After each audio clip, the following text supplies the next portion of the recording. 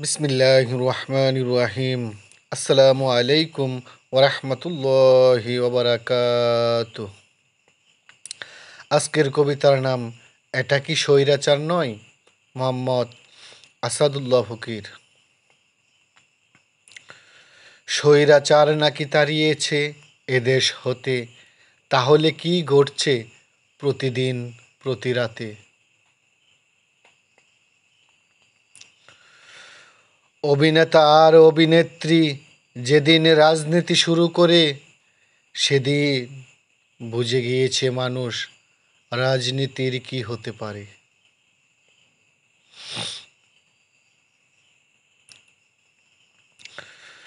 কথায় কথায় স্বৈরাচার আর ফ্যাসিস্ট শাসক, এখন যা করছ এটা কি নীতির বাহক? জানি তোমরাও অভিনয় করতে এসেছ রাজনীতির মঞ্চে। বাহ, দারুণ অভিনয়, জনগণ মন দিয়ে দেখছে। কতজন বর্ষসেরা পুরস্কার পেয়ে ইতিহাস করেছে। সময় হলে তোমাদেরকেও পুরস্কার দিবে জনতা ভাবছে।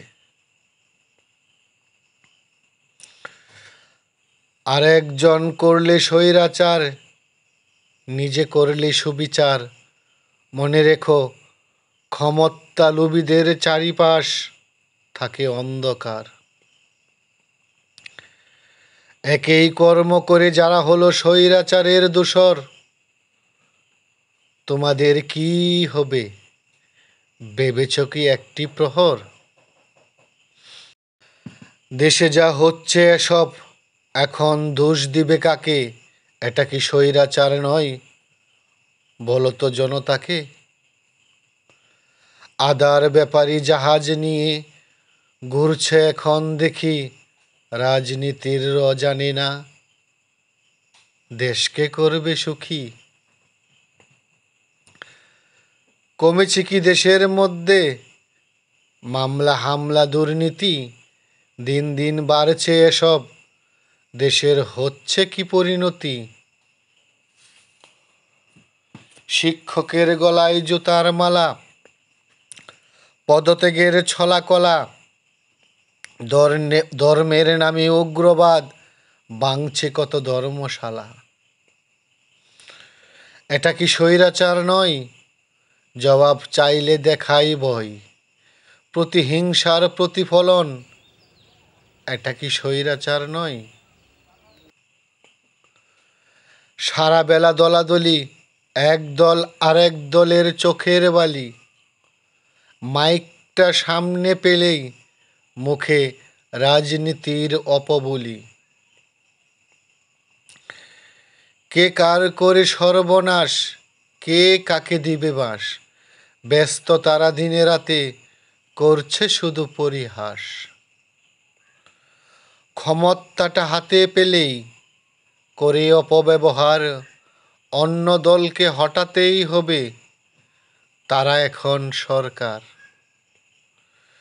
নির্যাতন আর নিপীড়ন চলছে যুগের পর যুগ, কেউ এসে করল না ভাই প্রতিহিংসার বিয়োগ।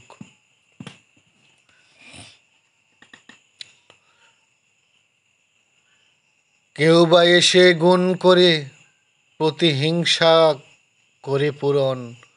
ভাগ বিভাজন করার মতো দেশে নাই কেউ এখন। রাজনীতির উচ্চতর গণিত শিক্ষা দিচ্ছে বছর ধরে, এই শিক্ষায় শিক্ষিত হয়ে জনগণের বাত মারে। এই শিক্ষার ফল ভাইজান বেশি দিন থাকে না, পরিণাম জেনেও তারা স্বৈরাচারী ছাড়ে না। সেদিন বাংলা শান্ত হবে, যেদিন প্রতিশোধে নেওয়া বন্ধ হবে।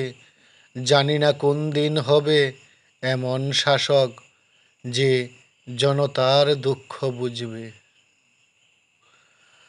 আর কত জানি ক্ষতি হয় এই সোনার বাংলার, কত মায়ের দন হারাবে, শূন্য হবে বুক বাবার।